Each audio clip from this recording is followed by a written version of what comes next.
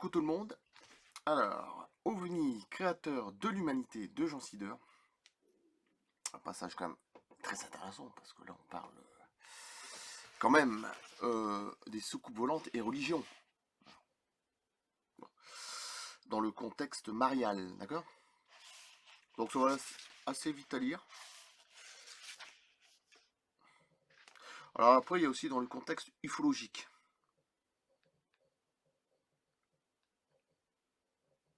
Je pense que je ferai 2 vidéos. Une et deux. Voilà. Comme ça il y aura le petit 1 et petit 2.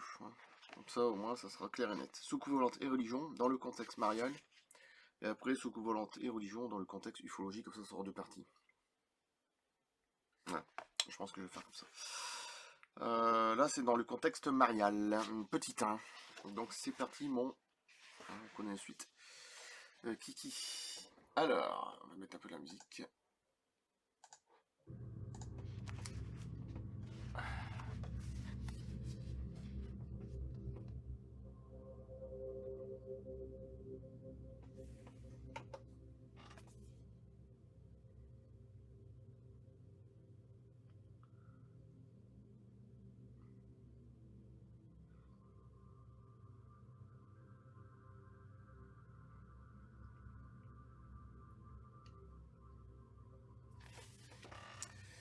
Alors, soucoupe volante et religion dans le contexte marial.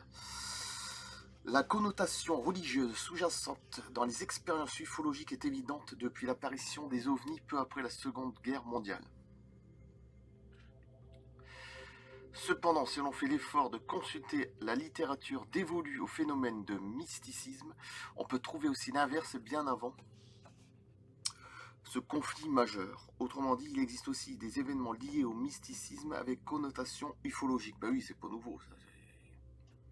Des milliers, des dizaines de milliers d'années, voire beaucoup plus. C'est précisément un cas enregistré 30 ans avant l'apparition officielle des soucoupes volantes, et non des moindres, que nous allons évoquer ci-après avant de revenir dans la deuxième partie du XXe siècle, la deuxième partie. Tout le monde connaît plus ou moins les apparitions mariales de Fatima,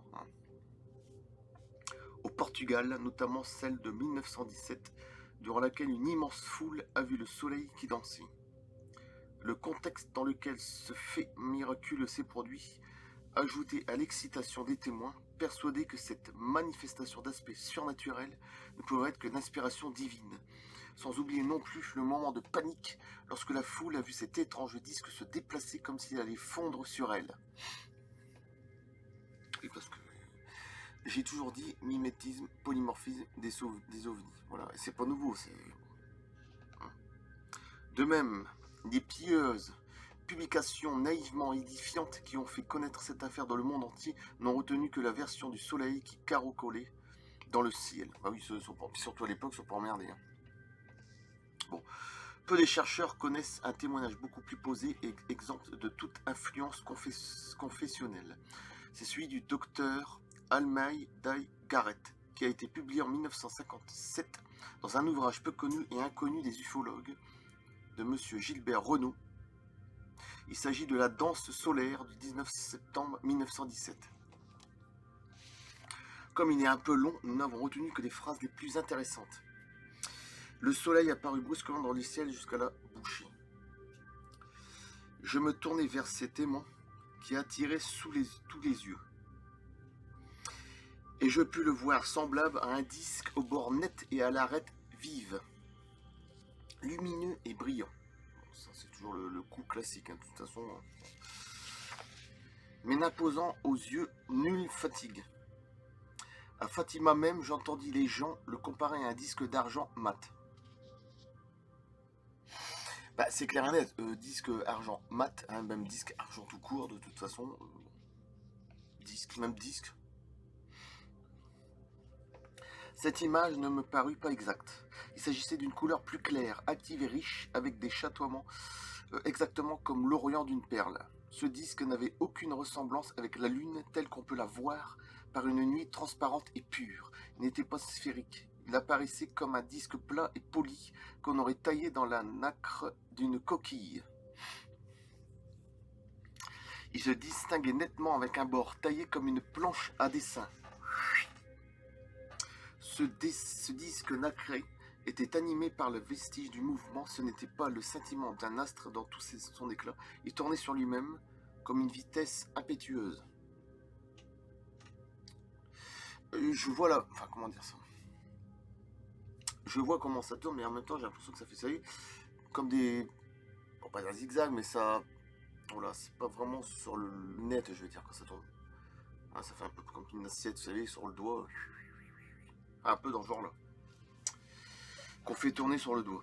Donc ceci démontre bien que le soleil n'était pas à l'origine de ce phénomène. Du reste, il y a d'autres cas du même genre attribués par l'Église à des soleils qui ont été vus descendant vers les témoins, parfois à 25 mètres au-dessus du sol.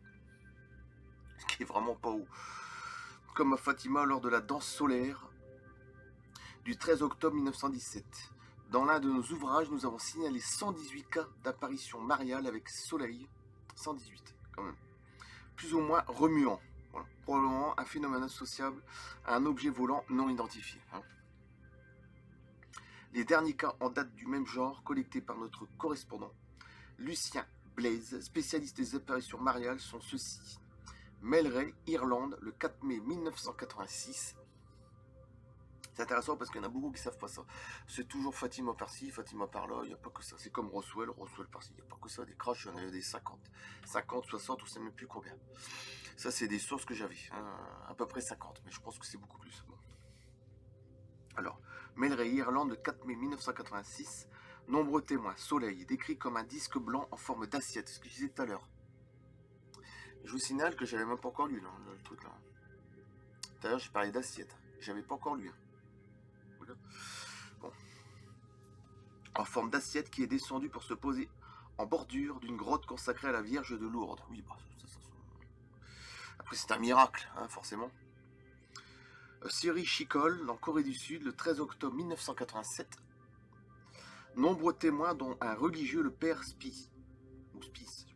L'objet est descendu à 50 mètres du sol. Voilà. Après Naju, au Corée du Sud, encore une fois, le 27 mai 1993. Et en plus, c'est pas si loin. Hein.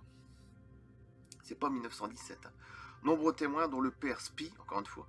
L'objet est descendu à 50 mètres du sol aussi. Alors, disons 2 fois, en 87 et en 1993. Et encore à Suri Chikol, Corée du Sud, le 30 juin 1995, décidément 3 fois. En Corée du Sud, je sais pas, il y a quelque chose de bizarre. Nombreux témoins, l'objet est encore descendu à 50 mètres du sol. 3 fois. Le même truc qui s'est passé. Il y a 50 mètres du sol, 3 fois. Le 13 octobre 1987, en Corée du Sud. Le 27 mai 1993. Et le 30 juin 1995. 3 fois. En plus, il y a un écart quand même, entre 87, 93 et 95. C'est quand même hallucinant. Avec le père Spies, Corée du Sud. Voilà. Alors attention, parce que là c'est Suri Chikol, mais celui 27 mai 1993, c'est un Naju, Corée du Sud aussi, mais c'est pas le même. Le troisième, c'est aussi Suri Chikol, Corée du Sud, le 30 juin 1995.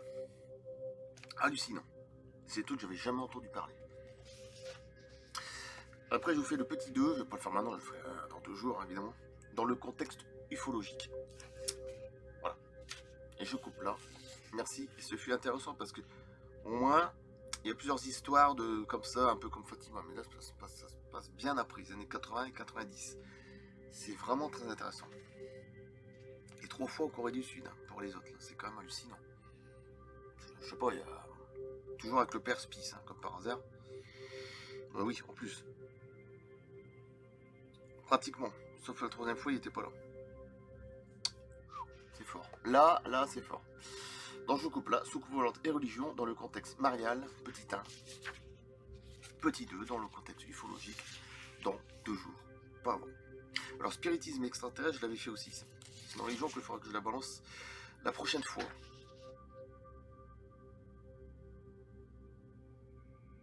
Sinon elle sera postée plus tard, mais de toute façon elle sera postée aussi celle-là. Elle est très intéressante aussi. Je coupe, merci, à bientôt dans 2 jours.